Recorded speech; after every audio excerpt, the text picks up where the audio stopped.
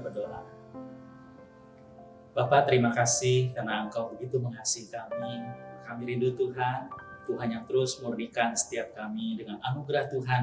Saya hidup yang begitu berarti, yang sudah Tuhan tebus, Tuhan selamatkan, hidup yang sungguh berharga, dan bahkan hidup yang terbaik, bahkan yang persembahkan untuk kemuliaan Tuhan. Berkati waktu ini Tuhan, sedang kami merenungkan firman-Mu, Tuhan berkati waktu ini sepenuhnya, jadi berkat bagi setiap kami, dan Kau dipermuliakan di tengah kami. Terima kasih Tuhan, dalam nama Tuhan Yesus kami mengucap syukur dan berdoa. Amin. Baik Bapak Ibu sekalian, selamat malam. Bersyukur kita boleh kembali bertemu, belajar firman Tuhan kembali hari ini. Bagaimana kabar Bapak Ibu sekalian? Hidup yang kita jalani, yang boleh kita alami hari ini, biar tetap boleh ada dalam pemeliharaan Tuhan yang sempurna. Bapak Ibu, hari ini kita mau belajar tentang kehidupan yang kita boleh jalani. Mungkin kita seringkali melihat seorang Kristen dalam kehidupannya sehari-hari, kita melihat seorang Kristen yang begitu baik, begitu sepertinya mengasihi Tuhan. Tapi kenapa kok hidupnya kadang-kala tidak lancar? Ternyata ada pergumulan, entah dalam masalah rumah tangga, entah dalam bisnisnya, entah dalam pekerjaannya, bahkan mungkin dalam pelayanannya. Ada juga anak Tuhan yang mengalami masalah dalam kesehatan. Jadi kita akan melihat sepertinya apakah Tuhan menyertai anak Tuhan, kok hidupnya seperti itu. Atau kita sendiri mungkin mengalami waktu kita percaya Tuhan, dulu kita hidupnya rasanya lancar-lancar, baik-baik, setelah kita percaya Tuhan Yesus, kita merasakan hidup kita kok malah susah. Hidup yang kita jalani kok mulai ada pergumulan, mulai ada tantangan, ada masalah. Dulu rasanya lancar-lancar saja, tapi setelah jadi anak Tuhan, kok malah hidupnya kayaknya lebih berat. Lalu kita harus lebih banyak berdoa, minta pertolongan Tuhan. Itu mungkin kita jalani dalam kehidupan kita sehari-hari. Nah, Bapak Ibu, hari ini tema kita adalah dimurnikan seperti emas. Ada satu bagian gambaran yang Alkitab berikan, firman Tuhan berikan pada kita bagaimana Tuhan bentuk seorang anak Tuhan, seorang Kristen itu dibentuk, dikatakan dimurnikan seperti emas, atau juga seperti perak dalam Alkitab. Dua yang dimurnikan, perak dan emas.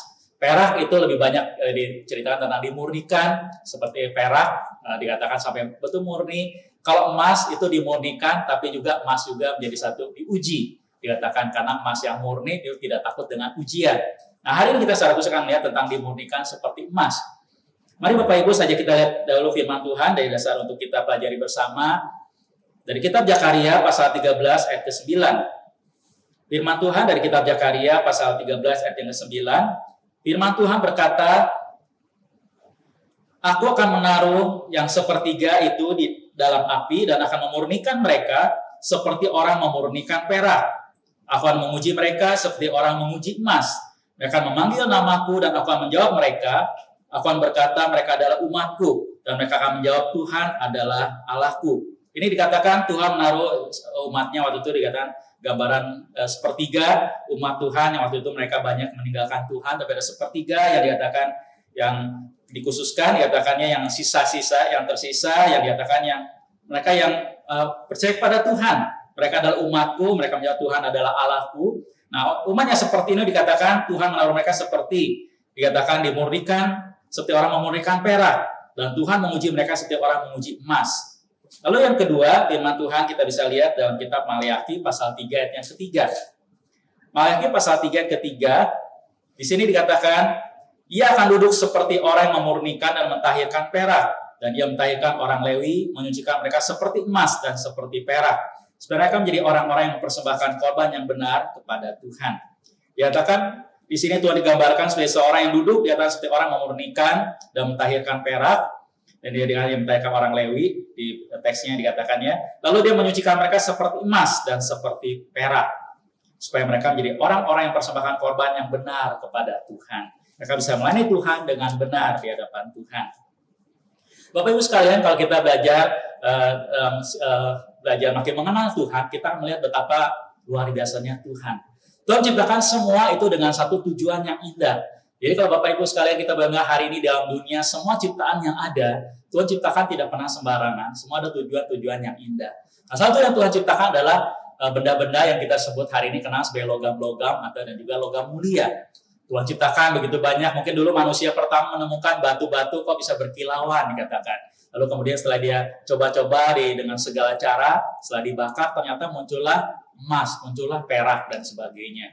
Logam-logam itu kemudian kita kenal hari ini di logam-logam yang penting, termasuk besi, tembaga, kuningan dan sebagainya. Tapi di antara berbagai logam itu kita mengenal yang paling paling mahal, ya paling berharga kita sebut sebagai emas.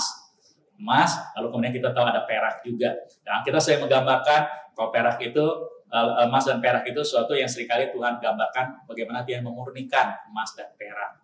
Bapak Ibu, kalau kita melihat emas dan perak itu, kalau kita bakar dengan api biasa itu susah untuk meleleh. Katakan titik lebur atau titik leleh daripada perak itu kira-kira 960 derajat.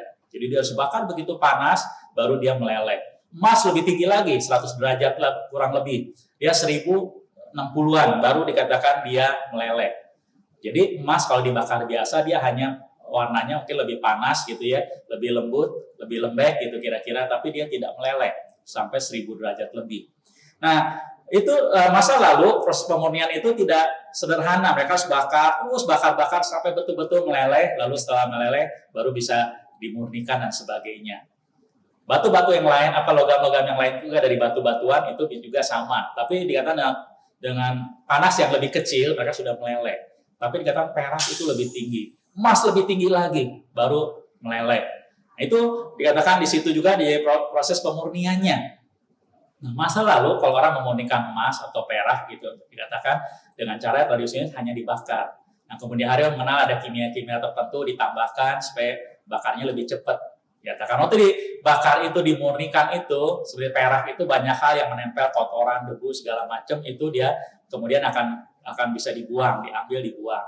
Jadi perak murni itu muncul ke atas, bawahnya kotorannya. Tapi kalau emas terbalik, waktu dia dipanaskan itu kotorannya akan muncul ke atas dan emasnya itu di bawah. Yang atas itu ya kotoran itu biasa tinggal diangkat, dibuang. Kira-kira gambarannya secara umum seperti itu. Nah, hari ini kalau kita melihat pemurnian emas perak itu jauh lebih rumit, tapi juga di laboratorium atau lab, lalu satu tempat khusus dalam proses pemurnian, proses untuk mengerjakan hal itu. Tapi dulu waktu awal itu hanya pakai api. Nah, Bapak Ibu sekalian, dalam proses pemurnian itu tentu memakan waktu dan sungguh-sungguh perlu keseriusan waktu memurnikan itu. Nggak bisa langsung bakar ditinggalin kira-kira gitu ya. Kalau perak dibakar sampai kelewatan dia akan hancur, rusak. Emas kalau dibakar terus ya tergantung manfaatnya bagaimana, katakan kira-kira gitu Bapak Ibu sekalian. Nah, kita menggambarkan, dikatakan dalam bagian tadi kita baca itu Tuhan memurnikan. Dikatakan dalam Zakaria tadi dikatakan Zakaria pasal 13 dikatakan Tuhan dikatakan memurnikan umatnya. Orang yang percaya pada Tuhan dikatakan umatku aku murnikan setiap memurnikan perak dan aku menguji mereka setiap orang menguji emas. Gitu.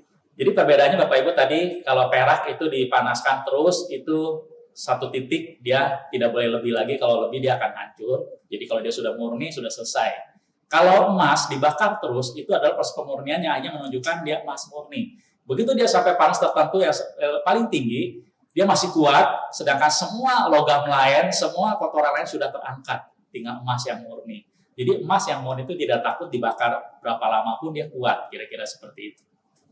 Nah, Bapak Ibu sekalian, di sini dikatakan Tuhan digambarkan seperti itu. Lalu dalam Maleakhi dikatakan tadi Tuhan itu seperti orang yang duduk dikatakan, maka mengerjakan hal itu. Dikatakan seperti seorang yang memurnikan perak dan emas, dia menjaganya. Itu yang dapat kita pelajari dari firman Tuhan tadi. Nah, Bapak Ibu, apa pelajaran buat kita hari ini? Saya kita boleh lihat aplikasi sederhana dalam kehidupan kita. Gambaran ini ternyata Tuhan pakai di dalam Alkitab jadi gambaran Tuhan memurnikan perak, Tuhan memurnikan emas. Itu gambaran bagaimana dia memurnikan umat Tuhan. Dia memurnikan umat Tuhan, dia memurnikan anak Tuhan. Itu dengan gambaran seperti dia memurnikan tadi dengan emas atau emas dan perak dia murnikan. Nah, Bapak Ibu sekalian, apa pelajaran buat kita? Kalau kita percaya Tuhan, Alkitab kata waktu kita percaya, kita diciptakan Tuhan begitu berharga, dia bernilai, cuma kita nggak tahu nilainya dan nilai kita akhirnya hancur karena dosa. Waktu kita percaya Tuhan Yesus, kita kembali pada nilai semula. Kita diciptakan sesuai kembali dengan tujuan Tuhan yang sempurna. Kita sungguh berharga di mata Tuhan. Maka dengan bahasa sederhana kita bisa katakan kita percaya Tuhan Yesus, kita sebenarnya sudah kembali menjadi emas yang memang emas yang Tuhan kembali ambil. Jadi milik Tuhan. Waktu emas itu kembali diambil, emas itu emas yang berharga. Walaupun emas itu ditaruh di tengah kotoran, taruh di tempat yang tidak berguna, kita katakan di sampah pun, dia tetap emas. Hanya dia kotor, kira-kira seperti itu. Nah, dia perlu dimurnikan. Emas yang kita hari ini temukan juga kalau dalam perhiasan itu masih pasti ada campuran logam biasanya. Kalau emas yang betul murni itu jadi perhiasan susah, biasanya paling jadi logam mulia. Karena emas punya sifat yang unik adalah emas yang betul murni dia itu lebih lentur, dia itu lebih lunak, lebih gampang untuk dikatakan kayak diproses, katakannya ditempa lalu dia dibentuk lebih mudah. Kalau emas yang sudah ada campurannya lebih keras. Nah, hidup kita itu adalah emas di tangan Tuhan. Kita itu begitu berharga. Nah, kalau kita adalah emas di tangan Tuhan, maka kembali seperti tadi. Firman Tuhan katakan, emas itu akan dimurnikan. Hidup kita juga sama, Bapak Ibu sekalian. Kita akan dimurnikan oleh Tuhan. Hidup kita yang mungkin begitu dulu dalam dosa, begitu banyak hal menempel dalam kehidupan kita. Waktu Tuhan murnikan itu, Tuhan ingin itu dapat dilepaskan dari kehidupan kita, sehingga kita hidup menjadi semakin murni di tangan Tuhan. Sifat emas murni tadi dikatakan itu punya teksturnya itu lebih lunak, dia lebih mudah dibentuk. Tuhan ingin kita juga seperti itu. Kita hidup yang jauh dari Tuhan, hidup dalam dosa, karena kita begitu keras, begitu susah. Dan Tuhan harus bentuk kita supaya kita siap dipakai oleh Tuhan. Kalau emas yang masih banyak campurannya keras, saudara, kalau kita bentuk untuk bentuk yang lain, itu gampang patah dan dia tidak siap. Dia harus dimurnikan dahulu. Waktu dia dimurnikan, dia siap baru dibentuk untuk suatu bentuk yang terbaik, sesuai yang pemiliknya kehendaki. Lalu emas yang murni juga akan begitu berkilau dengan warna yang berbeda. Beda dengan kuningan misalnya. Dua-dua sama warnanya kalau baru. Tapi kuningan begitu kena udara, kena segala macam, kemudian akan berubah. Emas kena udara, kena air dan segala macam, dia tidak berubah. Emas murni akan mengkilap, akan bening, tetap terang. Dia tidak kena dengan karat. Dia tetap bersinar. Itu emas. Nah, emas murni seperti itu. Nah, Tuhan bentuk kita supaya kita seperti itu juga. Jadi Bapak Ibu sekalian, kita boleh melihat satu refleksi buat kehidupan kita. Kalau kita adalah emas di tangan Tuhan, Tuhan akan bentuk kita juga. Dia akan murnikan kita. Kita dimurnikan supaya jadi emas yang murni, yang sungguh berharga. Saudara Bapak Ibu, kalau hari ini kita beli emas yang campuran sama emas murni, jauh lebih mahal emas murni. Dan Tuhan mau kita menjadi emas yang murni di tangan Dia. Emas yang begitu berharga dan sungguh-sungguh sesuai dengan harganya. Jangan dikotori oleh hal yang lain. Maka Tuhan murnikan kehidupan kita. Lalu yang pertanyaan, waktu dimurnikan itulah yang jadi masalah. Murnikan itu kalau emas yang sebenarnya itu melalui api. Nah, kita dimurnikan melalui apa? Tuhan melalui berbagai cara, dan satu yang paling banyak Tuhan pakai izinkan adalah penderitaan di tengah dunia. Kesusahan. Kita ada pergumulan, di sana Tuhan bentuk kita. Kita ada penderitaan, mungkin ada masalah dalam kehidupan kita, Tuhan sedang bentuk kehidupan kita. Melalui semua proses itulah Tuhan ingin kita makin dimurnikan. Nah, mungkin pertanyaan buat kita, untuk apa Tuhan murnikan kita? Apakah cuma untuk satu kebanggaan? Bapak Ibu, kalau kita punya emas berharga, kita hanya taruh di rumah, itu hanya untuk investasi, orang bilang gitu ya. Mungkin buat kita sih berharga, tapi emas itu tidak berguna untuk siapapun, hanya untuk kita. Tapi Tuhan mau kita justru jadi berkat. Maka saja kita baca satu bagian firman Tuhan yang dalam Perjanjian Baru dinyatakan dalam 2 Timotius pasal 2.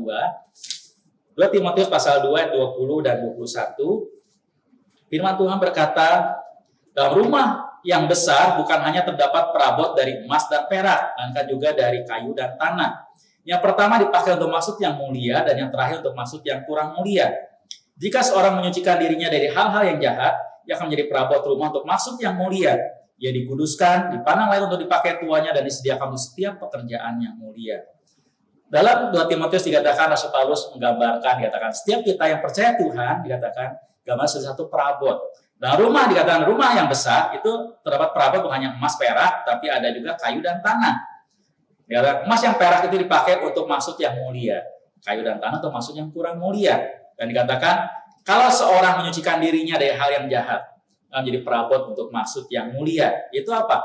Dia akan dikuduskan, dikuduskan itu ya, dikhususkan, dipisahkan secara khusus, secara istimewa, beda dengan yang lain, jadi dikhususkan gitu ya. Dipandang layak untuk dipakai tuannya. Tuannya anggap ini sudah layak dipakai dan dikatakan disediakan untuk setiap pekerjaan yang mulia. Demikian juga anak Tuhan. Waktu Tuhan memurnikan kehidupan kita bukan untuk satu yang tidak berharga, tapi dikatakan supaya apa? Dalam pekerjaan Tuhan, di rumah Tuhan, dalam pekerjaan Tuhan yang besar, kita menjadi satu perabot yang mulia. Dikatakan untuk pekerjaan yang mulia, untuk maksud yang mulia. pekerjaan yang besar untuk kemuliaan Tuhan. Di mana melalui kehidupan kita, hidup kita sungguh-sungguh menjadi berkat. Nah, Bapak Ibu sekalian, kalau kita menyadari akan seperti ini, kita akan belajar waktu Tuhan memurnikan kita, itu karena Tuhan mengasihi kita. Tuhan yang hidup kita sungguh-sungguh berguna, sungguh-sungguh menjadi berkat, bukan hanya untuk disimpan, bukan hanya untuk diri sendiri, tapi jadi berkat bagi dunia. Kita berikan banyak contoh orang-orang dipakai Tuhan yang luar biasa. Kita ingat Yusuf seorang yang baik, tapi juga dia butuh dibentuk, dimurnikan, sehingga dia belajar melalui masa hidup yang begitu sulit, untuk menjadi seorang pemimpin di Mesir. Kita lihat juga Ayub, seorang yang sangat terkenal juga. Hidup dia dimurnikan melalui apa? Waktu semua milik dia, dari seorang yang paling kaya jadi paling miskin, dia mengalami sakit, ditinggalkan orang, dia sungguh-sungguh sendirian, di situ dia sungguh-sungguh murni, dia hanya bergantung pada Tuhan. Tidak ada apapun yang melekat dalam kehidupan Ayub, semua seperti Tuhan ambil. Dia betul-betul sendirian. Tapi dikatakan Ayub pernah berkata, kalau dia menguji aku akan timbul seperti emas. Karena Ayub melihat hidup dia berharga di mata Tuhan. Semua yang dialami itu satu ujian. Dan dikatakan, kalau Tuhan uji aku, Tuhan tahu hidupku, akan timbul seperti emas. Ayub yang begitu terbatas mengenal kebenaran firman Tuhan, dia mengenal dirinya. Dia adalah emas di tangan Tuhan. Bapak Ibu sekalian, dalam sejarah kekristenan juga begitu banyak tokoh-tokoh yang Tuhan pakai. Mereka juga sama, Tuhan murnikan. Orang-orang yang besar di dalam sepanjang sejarah dipakai Tuhan di banyak tempat, selalu Tuhan bentuk dengan cara-cara yang ajaib. Satu contoh yang sangat terkenal juga, yang kadang-kadang saya pernah ceritakan juga, tapi ini mewakili bagaimana untuk memurnikan kehidupan dia. Dia ada seorang bernama Samuel Logan Brengle kalau lengkapnya, kadang panggil Brengle, kadang panggil Samuel Logan. Nah, Bapak Ibu sekalian, dia seorang waktu masa muda, dia menyerahkan diri menjadi seorang hamba Tuhan, diberi sekolah yang baik di Amerika. Setelah dia lulus sekolah dia kemudian diundang oleh sebuah gereja yang paling besar di kota waktu itu, dikatakan untuk jadi seorang hamba Tuhan di sana. Tapi kemudian dikatakan dia tidak terima undangan, dia tertarik dari pelayanan dari satu pelayanan bala keselamatan. Mungkin Bapak Ibu ada yang kenal, gereja bala keselamatan itu gereja yang punya keunikan pelayanan melalui orang-orang yang kesusahan, orang-orang yang kita sebut yang terpinggirkan gitu ya, orang-orang miskin di tengah masyarakat, itu banyak pelayanan bala keselamatan yang berbagai kota. Nah, di Amerika terkenal juga. Nah, waktu itu dia ingin melayani di sana karena dia tertarik dengan William Booth, pendiri bala keselamatan yang pelayanannya begitu luar biasa saat itu. Waktu dia melamar, dia bergabung dengan pelayanan bala keselamatan. Waktu dia diwawancara, lalu kemudian dia disuruh kerja, apa yang dia dapatkan? Bukan dia seorang pokotbah yang besar seperti William Booth. Kerjaan yang pertama dia diberikan pada dia adalah dia tinggal di satu gudang kecil untuk menyuci, membersihkan sepatu. Nah, sepatu bot yang kotor, sepatu-sepatu dari para pelayan di bala keselamatan, itu dikatakannya belasan sepatu yang kotor, dia suruh dibersihkan, disemir, jadi bersih, jadi baik. Pertama kali menerima pekerjaan ini, dikatakan dia sampai kaget. Saya sekolah begitu tinggi, saya akan jadi seorang khotbah besar, masa saya suruh kerja begini aja, hidup saya hanya begini. Tapi dikatakan saat dia menguji dirinya sendiri, dia belajar, saya mau taat. Nah, saat itu dikatakan dia kerjakan itu dengan baik. Nah, kemudian hari, kalau Bapak Ibu belajar baca sejarahnya, memang Tuhan pakai dia luar biasa. Kemudian hari dia menjadi penerus kepada William Booth juga. Dia jadi seorang pemimpin tertinggi dari bala keselamatan. Tapi waktu dia menceritakan masa lalu dia dikatakan, di mana Tuhan bentuk dia? Paling besar adalah di gudang kecil itu. Karena dikatakan di sana untuk memurnikan kehidupan saya. Motivasi saya dimurnikan, dulu saya punya ambisi yang mungkin untuk diri sendiri, jadi orang besar. Sana Tuhan bentuk dia menjadi seorang yang tidak ada apa-apanya. Motivasi dia dimurnikan oleh Tuhan. Juga ambisi dia Tuhan murnikan. Bahkan kesombongan dia Tuhan murnikan. Tuhan buang di sana dia sampai dia betul-betul menyadari, saya melayani Tuhan karena saya melayani Tuhan. Dengan konsep yang benar, kemudian hari akhirnya Tuhan pakai dia di seorang yang besar. Itu William Booth. Samuel Logan ya, Brengle Logan. Bapak Ibu sekalian, juga kita menemukan dalam kehidupan kita sehari-hari. Tidak harus besar, itu tidak harus selalu terkenal Bapak Ibu, tapi Tuhan pakai menjadi berkat dimanapun dia berada. Nah, kehidupan sehari-hari, kalau Bapak Ibu juga banyak mengenal para konselor misalnya, para orang yang bisa membimbing orang lain dengan baik. Seringkali hidup mereka itu mulai banyak kesulitan. Tapi selama yang berbagi kesulitan itu, dia lebih mengerti orang yang susah. Bahkan Bapak Ibu sekalian, kadang-kadang di tengah kedukaan kita, orang yang berduka pun, kalau pernah berduka ditinggal seorang begitu dia kasihi, Seringkali dia lebih mengerti bagaimana susahnya, bagaimana beratnya orang yang mengalami kedukaan. Bahkan juga melalui banyak perkara, Tuhan bisa bukakan menjadi satu hidup yang berbeda. Dalam konsep nilai, dalam melihat kehidupan, dan berbagai hal dalam kehidupan sehari-hari. Maka Bapak Ibu sekalian, kita bisa menemukan hari ini orang-orang sekeliling kita. Yang kita kenal di dalam keluarga, teman-teman kita, baik di gereja, dalam pelayanan, di tengah masyarakat, kita bisa melihat orang-orang yang sudah dimurnikan oleh Tuhan banyak, hidupnya akan lebih banyak menjadi berkat. Maka Bapak Ibu sekalian, sebagai penutup buat kita, kalau hari ini, kalau kita adalah emas di tangan Tuhan, kalau kita sudah percaya Tuhan, percaya kita adalah emas di tangan Tuhan, kita berharga di mata Dia. Kalau kita begitu berharga, kita takut dengan pemurnian yang Dia kerjakan. Tadi dalam bagian yang kita sudah baca, kita bisa melihat, kalau Tuhan memurnikan kehidupan kita, seseorang pandai besi atau seorang tukang yang hebat, untuk dia memurnikan emas, dia memurnikan perak, dia tidak tinggalkan, dia akan melihat. Sudah saatnya selesai, pemurnian itu akan selesai. Jadi Bapak Ibu saya, kalau Tuhan memurnikan kita, jangan takut. Ada Tuhan yang melihat, ada Tuhan yang mengerjakannya, dan dia melihat, dia pegang kendali. Kalau saja sudah selesai, dia pasti akan selesai. Dan kita boleh tahu, setelah selesai, berarti kita akan teruji di satu emas yang murni, yang siap dipakai untuk setiap pekerjaan yang baik, untuk siapkan sesuai dengan rencana yang terbaik untuk hidup kita. Maka Bapak Ibu sekalian, mari kita belajar, kalau Tuhan memurnikan kehidupan kita, kita siap. Walaupun mungkin dengan berat, seperti emas perak itu waktu dibakar itu pasti sakit. Kira-kira gitu, kalau dia bisa merasakan sakit, kira-kira gitu ya, di imajinasi kita. Dia mungkin nggak bisa lihat sang tukangnya memperhatikan dia. Dia penuh dengan air mata, dengan asap, dengan segala macam itu imajinasi kita ya, Bapak Ibu sekalian. Tapi percayalah, tukang itu melihat. Sudah waktunya, ini nggak boleh kelewatan. Sudah waktunya selesai, api akan dipadamkan. Ujian selesai. Dan dia akan tampil sebagai pemenang, sebagai seorang yang bersih, seorang yang sudah dimurnikan. Hidup kita seperti itu. Maka Bapak Ibu sekalian, kalau sepanjang kehidupan kita hari ini banyak pemurnian yang Tuhan kerjakan dalam kehidupan kita, mari kita jangan menyerah. Tapi sebaliknya kita boleh bersyukur, ketika saya berharga di mata Tuhan, yang sedang mengerjakan karya yang besar dalam kehidupan kita. Dia memurnikan kita, supaya kita potensial dipakai oleh Dia, untuk segala pekerjaan yang mulia, untuk kemuliaan Tuhan, dan untuk jadi berkat bagi sesama kita. Amin. Mari kita berdoa. Bapak, biarlah firman-Mu hari ini boleh sekali lagi menguatkan kehidupan kami, untuk kami percaya pada Engkau, kami boleh kembali diingatkan Tuhan, bahwa kami adalah emas di tangan Tuhan, dan untuk kami percaya pada Tuhan, kami kembali ada di dalam tangan-Mu. Dan emas yang ajaib yang Tuhan ciptakan, di mana kami adalah berharga di mata-Mu, lebih daripada emas dunia, tapi kami emas di tangan Tuhan. Dan kami berharga, maka Kau memurnikan kehidupan setiap kami. Maka Tuhan, tolong kami, Kau yang melalui pemurnian dalam kehidupan kami, oleh segala yang kami hadapi, entah pergumulan sehari-hari, entah berbagai masalah yang kadang harus kami hadapi di tengah dunia yang tidak sempurna. Kami belajar percaya Tuhan, bahwa Kau memegang kendali, Kau sudah memurnikan kami untuk kami menjadi semakin baik. Mungkin karakter kami yang buruk sedang Tuhan rubah, sedang Tuhan bersihkan. Mungkin pandangan kami yang begitu sempit, Tuhan sedang perluas. Mungkin banyak kemampuan kami yang begitu terbatas. Banyak hal yang mengotori kehidupan kami sedang Tuhan bersihkan. Sehingga anugerah Tuhan yang makin dibersihkan, makin dimurnikan, yang jadi emas murni, yang boleh Tuhan pakai, yang siap dipakai untuk segala hal yang Tuhan mau kerjakan dalam kehidupan kami. Tuhan, tolong kami masing-masing, kalau hari ini ada yang kami dalam proses pemurnian ini, ajarkan kita berharap kepada Tuhan, tetap percaya bahwa Engkau melihat kami, Engkau megang kendali, dan semua aman dalam tangan Tuhan. Karena kami begitu berharga, Kau tidak membiarkan kami sendirian dan hancur, karena Kau begitu mengasihi kami. Kami serahkan Tuhan, kami semua yang hadir dalam pergumulan di tengah situasi pandemi COVID atau apapun yang sedang kami hadapi hari ini. Kau hadir kembali, menguatkan setiap yang dan bawa kami kembali menyadari, kami semua adalah emas yang berharga di mata-Mu. Dan Kau sangat mengasihi kami, dan Kau ingin hidup kami sungguh berarti, dan menjadi berkat, dan memuliakan Tuhan.